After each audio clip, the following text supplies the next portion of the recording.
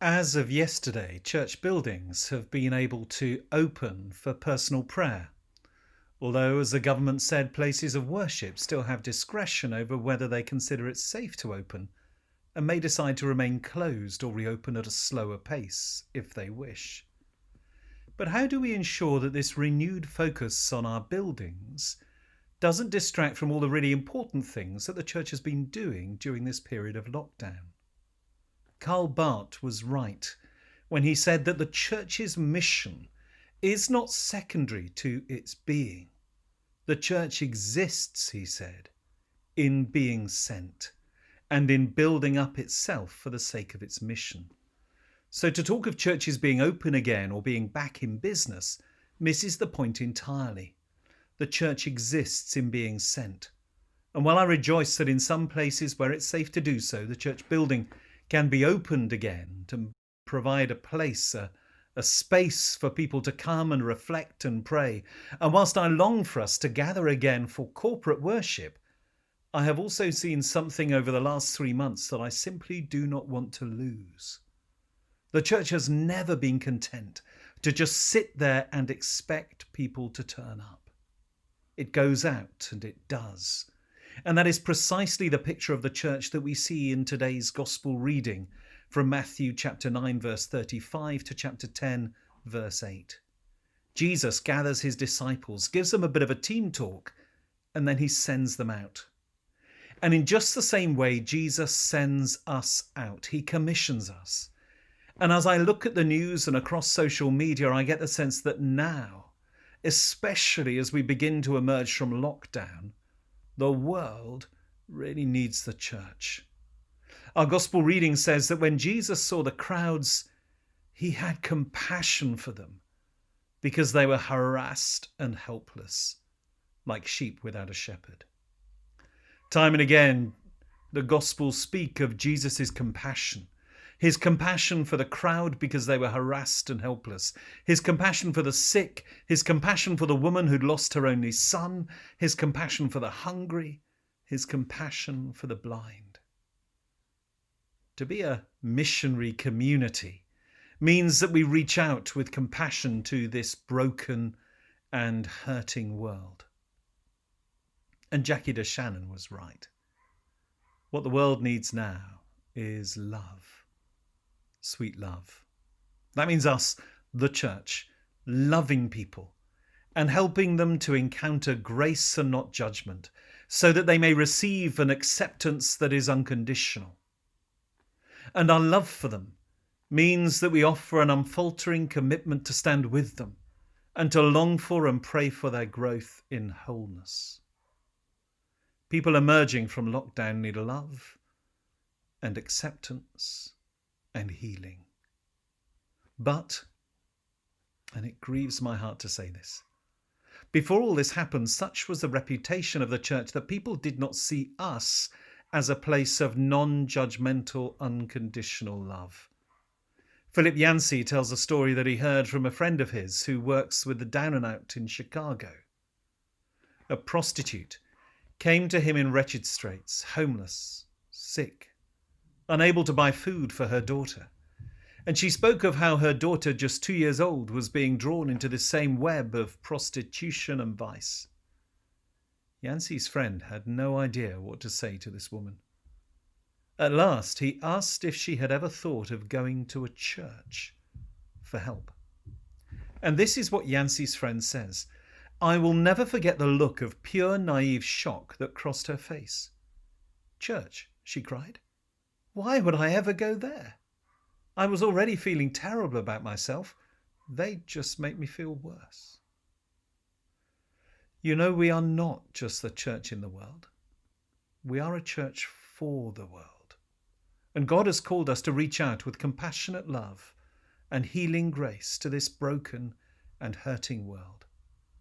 And insofar as we have compassion, and that we don't judge or condemn, but that we get alongside and listen to and love those we encounter, insofar as we do all that, well, then we will be doing as Jesus himself did, showing, revealing, demonstrating God's love, God's compassion to those whom we meet.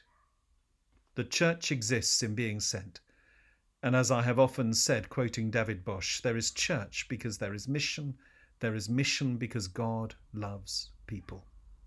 But as Jesus inaugurated his mission of love, he summoned his disciples, his missionary community, and what a ragbag bunch of odd people they were. A few years ago, there was a whole clutch of films in which a pretty unlikely and rough and ready bunch of people were entrusted with the mission to save the world. Like Independence Day, in which Will Smith plays Captain Stephen Hiller, a pilot and failed astronaut. Jeff Goldblum plays a computer expert who's working as a satellite technician in New York City. And they join together with a crazy bunch of pilots, including crop sprayers and a recovering alcoholic, to save the world. Or the film Armageddon, in which a bunch of oil drill workers, described as roughnecks and roustabouts, led by Bruce Willis, are sent by NASA to blow up a giant asteroid that is on a collision course with Earth. All the time, the audience is invited to conclude that if the salvation of the world was at stake, you would not choose these people, and you certainly wouldn't put them together. I can't help but feel that the same is true of those whom Jesus chose to be on his team for his mission of love to the world. Look how he went about putting his team together. Where would you go if you were a rabbi and you were on a recruitment drive? The temple, maybe, or around the places of learning. After all, you would want to choose the best of the best of the best. But Jesus went to the beach, to the shores of Lake Galilee, and he approached some fishermen, Andrew and Peter. And later he approached James and John, the sons of Zebedee. Now, James and John, we know, were learning the trade from their father. They were learning how to be fishermen. These weren't career disciples. They weren't waiting for a rabbi to come along and sweep them off their feet. They were getting on with life, learning and plying their trade. And then look at the others. Thomas, who we know was uninhibited in his pessimism. Matthew, a tax collector. I wonder how he got on with the more radical James, the son of Alphaeus, and Thaddeus. Let's face it, if the salvation of the world was at stake, you wouldn't have chosen these people, and you certainly wouldn't have put them together. But these are the people who were called by Jesus and sent by Jesus to share the good news of God's love with the people of this world.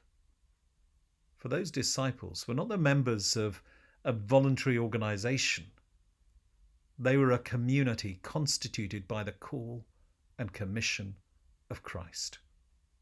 They were there because Jesus had called them to himself, and having called them, he sent them out. As you go, he said, proclaim the good news. The kingdom of heaven has come near.